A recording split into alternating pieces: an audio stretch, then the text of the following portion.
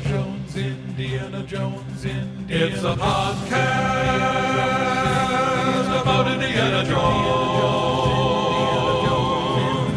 Every movie, 1 minute at a time. Indiana Jones Minute. Welcome back to the Indiana Jones Minute, the podcast in which we celebrate and discuss the film Raiders of the Lost Ark 1 minute at a time. I'm Tom Taylor. I'm Jerry Porter. I bet you would. I'm Pete Mummert. And joining us again is our old friend Reed Cavanah. Hello, how are you? We're good. Welcome back. It's good to see you. We are here to discuss minute 63 of Raiders of the Lost Ark. Minute 63 begins with Belloq saying that he would like to see Marion in the white dress, and it ends with Marion presenting herself in said dress. And Marion is fantastic. I got to start this one. I got to start this minute. Yeah. Oh, what a bold position Marion, to plant your flag on, Jerry. Yeah, wow. She is fantastic. I mean, even with her face completely stuffed. With the I bet you would. I quote that all the time. I know. I have my face stuffed all the time. And I mean, she's just full of uncooked dough. Yeah. And iceberg lettuce. Yeah. It's actually her vomiting. She's getting, some sort of stomach virus from this stuff. It's like you can drag her all the way out of Nepal. You can kidnap her, all this stuff. You can hose her over and, running all over the world with their stupid bits of junk. But she's still Marion, the swindling, swinging, hooch swilling champion. Like, even while in captivity, it's like, honestly, you want to say, Marion, it's your bar and we're all just visiting. You're not wrong. There's something about, my millennial generation, I'm like, front end of millennials, unfortunately. I'd like to apologize on behalf of us for constantly having to analyze the gender implications of everything, because in this respect, this shows why that doesn't work. Because in this movie, Marion, you don't even question whether she's capable. It's not even an issue. She's not putting on. She goes, sometimes she's sensitive about stuff, sometimes she's not. It just doesn't even cross your mind that she could be anything but a perfectly competent, strong character. And that's this whole think piece culture that we have now kind of has spoiled that a little bit, because everyone has to think about the implications of everything when they're making movies now. And, it prevents people from just kind of putting out there what they think their idea of just a good, solid character is. And that's kind of where I think she's sort of the pinnacle of that. Just one of the best. She's got this kind of old Hollywood thing going on. When you listen to the way she delivers her lines, especially in this minute, like when there's food in her mouth, but also when there's not. When she says, "I've told you everything I know. I don't know anything about Jones." Whatever. That she has this kind of lilt to it that's almost like a Barbara Stanwyck kind of a thing or something. Like it's really old fashioned with some of her lines. And well, there's something about this scene that kind of speaks to that I think is incredible. And I'm going to pre-plug a guest we have coming up in a few weeks, Jamie Benning. He's made something called a filmumentary about this movie called Raiding the Lost Ark. And he kind of intersperses behind the scenes footage and people talking about the movie with the movie. And if you have a chance, check it out. But there's an interview that he puts in here with Karen Allen talking about this scene and how it's one of her very favorite scenes. And she says that she and Paul Freeman talked Steven Spielberg into doing this scene, and they actually improv'd a lot of it. Oh, that's awesome. And Really?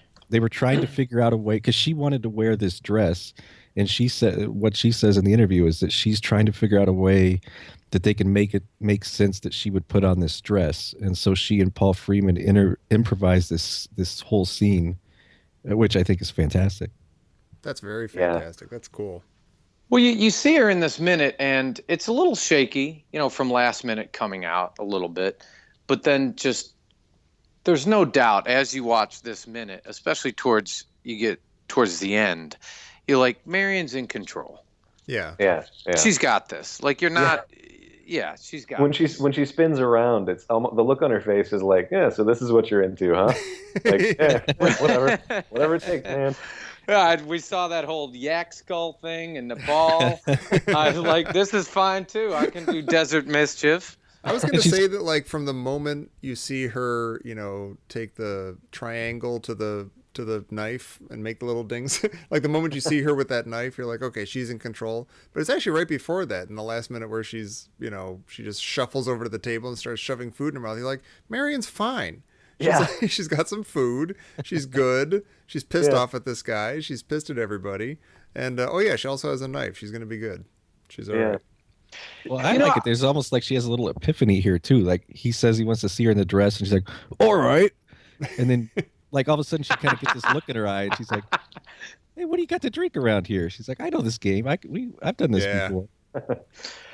Which I want to know, why do you think the directors, whoever they are, why do you think they make like such an important point of showing Marion undressing in the mirror with the normally smooth Belloq wolfing it up and eye bang, just eye banging her reflection? And you're like, what is the message of that? And I was like, is it? Yeah, I think you do. No, you don't have to bleep that. All right. But is it to indicate it's an Apple product, right? Yeah. Oh, you're referring to the eye bang. Okay. Oh yeah, the eye bang. But I mean, is it to actually indicate Belloq's weakness for Tail? Yeah, because on the one hand, that... he thinks he's totally in control of this, and I never noticed before he's actually putting cologne on. Oh yeah, she's doing that. Yeah. I never noticed that before. He loses this scene terribly. Oh my god. Well, and it's like that classic French. We bought you wine and art, so we deserve all the time. Right. Yeah. You definitely have to bleep that. I'll bleep and wine. The great thing is nobody's actually going to know what you said. It could have been one of many things. Yeah. Oh my god, that kid's gross. What is he saying? But what's fascinating about, especially minute, the previous minutes here, 61 and then 63, it's like you see Indy's vulnerability, like snakes. Why'd it have to be snakes? And they give you a little bit of insight into Belloq's vulnerability too. Yeah. This is every time I see this part, I think of my friend across the street when I was a kid when this came out, Halsey Burgund. He wasn't allowed to see. He was like a year younger than me, and he wasn't allowed to see Raiders yet. I was like, how come you're not allowed to see Raiders? He's like, oh, my mom says it's got dirty parts. I was like, what? And I remember I sat down at his kitchen table. I was like, I'm gonna go through this whole. Maybe the part where Marion like changes and you see her back and you see that she takes her bra off. And I'm like 10 at the time, so I'm like, I don't know, would I call that dirty? I don't know. And then later, years later, I was like, oh, maybe he meant like bloody dirty, like violent, like maybe I just misunderstood him. That's what I was thinking about every time I see this scene. Was he from Belgium? I mean, like, because that's like, I don't know. I guess it is. This was a time when kids' movies were still bloody and stuff, but I don't know. That I hated. I know that kid that you're talking about, and I always just hated that kid's parents. They were very nice people. For the record, I love the Burgunds. Dirty parts. I love that. Dirty parts. Yeah. Ew, her back. Dirty parts. Well, have you guys seen the Raiders adaptation that those kids made? Their one girlfriend, obviously, who's playing Marion, totally does the scene.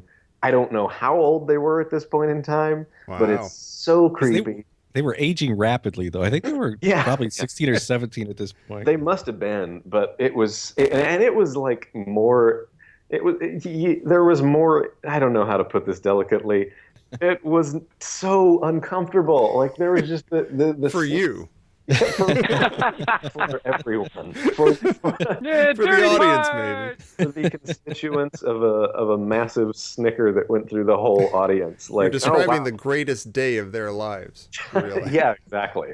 For the Well, kids, there was when I saw the adaptation, I saw it several years ago at a film festival here in San Francisco, and I remember Chris Stroumboulus, the guy who played Indy in the movie, was talking about how his first kiss in real life was his first kiss on screen with Marion. So like this whole thing had to be pretty poignant for him. Wow, those are good dirty parts. Well, Marion's actually remarkably modest here too. She puts the dress on over her pants. Is that true? That's how I was raised. you can still see the strap in the back. Yeah. Which is weird because later on in the movie, it's clear that she's not wearing pants under there. Well, Spoilers. I think she takes them off after, like it's a modest way of putting the dress on. Yeah. Oh, okay. Yeah, that's fair. That works. Well, you know. But again, I mean, but or why she do just- they? I was just saying, or as Belloq carried her, she just like in his arms, she just like, can I take my pants off? Is that a maneuver that we can have right now? It's really hot out here. They improvise that too. Well, she says she has no loyalty to Jones, and he has brought her nothing but trouble. And how do you guys feel about that? That's interesting because Reed, you were saying a couple minutes ago that she's definitely done with him. Like I had. think she is. I think because what stake does she have in the arc? I mean, she's just there at this point, and it's kind of an interesting meta comment on the idea of the female character who's just there. Like it's almost like she is trying to take off. She is just going to leave, which is great. I'm totally in support of the idea that she's completely being straight with him. Yeah.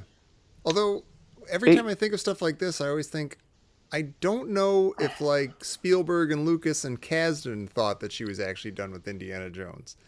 Like that she's his girl. So of course, I mean, she's pissed at him. She'll punch him in the face the next time she sees him, but she's still going to be working with and for him and trying to get back to him and, trying to make things work and defeat the bad guys. But I don't know. I mean, it'd be totally think reasonable to think that she's, I waited 10 years. I punched him once. He took me to Cairo. Okay, great. He ditched me again. Got me killed in a truck. She is out of Nepal, which sure. I always kind of thought was like her number one. Like if you were a genie and you said, "What would you like, Marion?" She'd be like, "To get the hell out of Nepal in this damn bar." Oh yeah. Well, it's also like if she got away, she could still hit him up later. Like, hey, I did, I'm still your new damn partner. So, she could still come find him and demand a cut. I mean, it's not like, she's gone forever. But you might find out Marion's weakness is you sure know how to show a lady a good time. Like she's a thrill seeker. She's a thrill seeker. Yeah, and I wonder. I mean, just not so much this minute, but just in general in the movie. I mean, she likes thrills.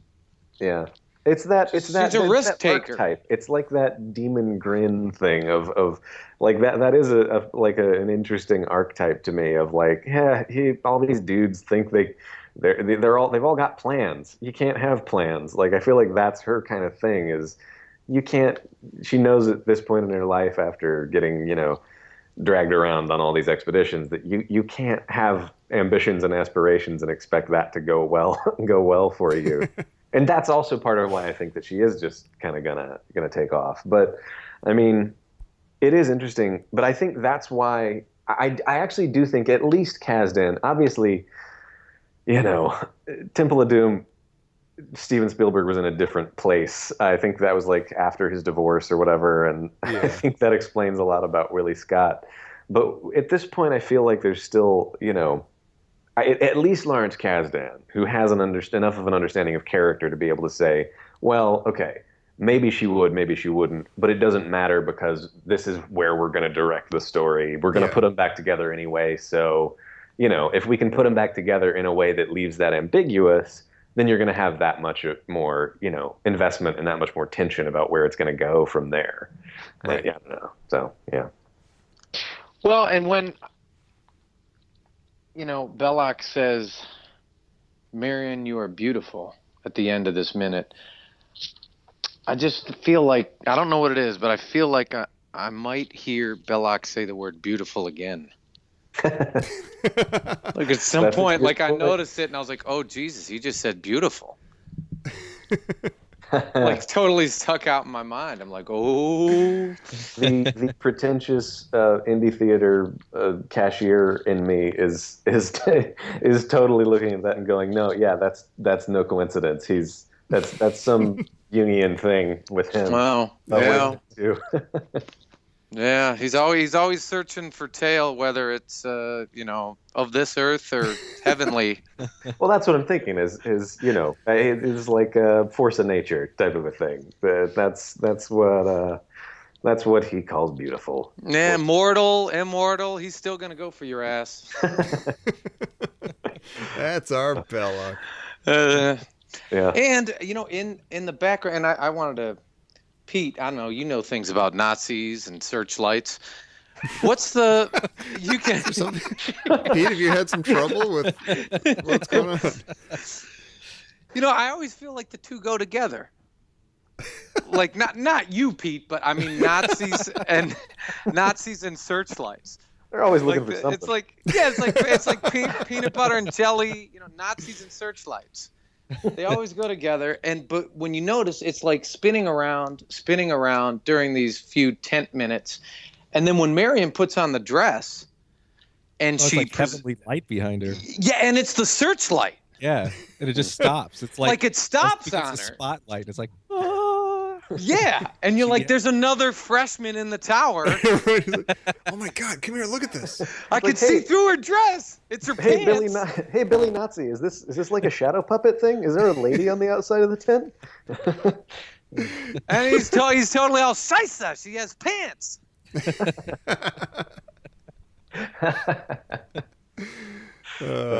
But it illuminates her all heavenly like, and you're like, that's what an interesting touch. The spotlight is spinning around, then it stops when she puts the dress on and presents herself. And she's like, I never totally noticed that. Yeah. That's really good. And that's why you're like, oh, she's got this.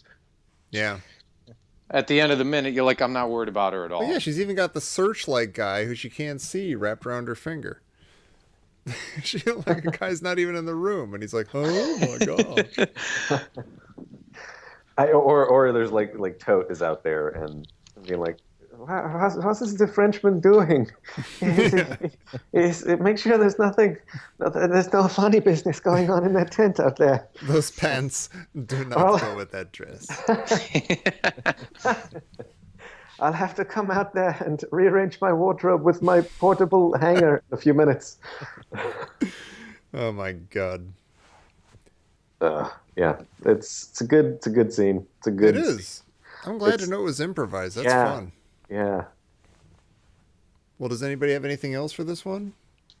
I don't think so. I think this is my last minute, right? So it is. Yes, So if you have any parting words or any last just thoughts, keep it up. And this is great. This is, for some reason, there's just like, this is the thing that was the podcast that was waiting to be made after the whole minute thing started. I was kind of amazed it didn't come along sooner. How do you think we feel?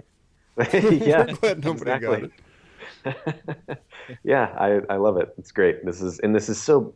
Even we were just talking, but kind of between the break, like there's a bit of a lag right here, just because these minutes are kind of notoriously sparse almost. Mm-hmm. There's not quite as much to talk about, but I think that's just sort of the. I think I attribute a lot of that to Kazdan, because he writes really good dialogue and he knows when to stop writing it and just have a long shot.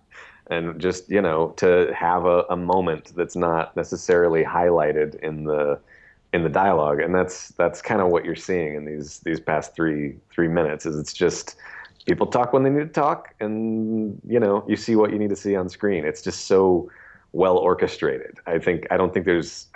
This is why I think these movies are more important to me than Star Wars because, Star Wars was in a big way, as much as I love it, I think became everybody's favorite because of like shelf space. You had more action figures of it. So Yeah, you're more of a that's a really Star good Wars point. kid. But this is like, for me, everything Indiana Jones I just latched onto, like growing up going to Disney World and seeing the same stunt show over and over. and just, just something about it, just the spirit of it, the essence of it is really, really great. And, I think Spielberg and Kasdan and Lucas, I guess we have to give him credit too. They don't. do.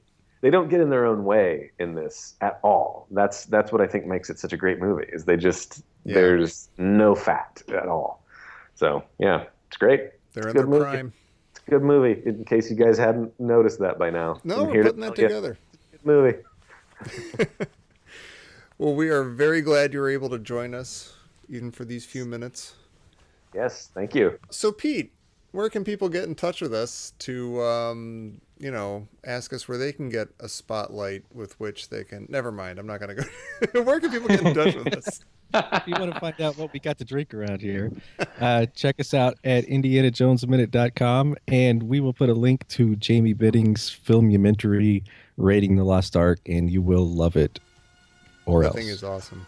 Yeah. And he's done Jaws and Star Wars, too, at least. But also, come back tomorrow for minute 64 of Raiders of the Lost Ark here on the Indiana Jones Minute. Thanks, Reed. Thank you. I bet you will. Marion, you are beautiful. I am.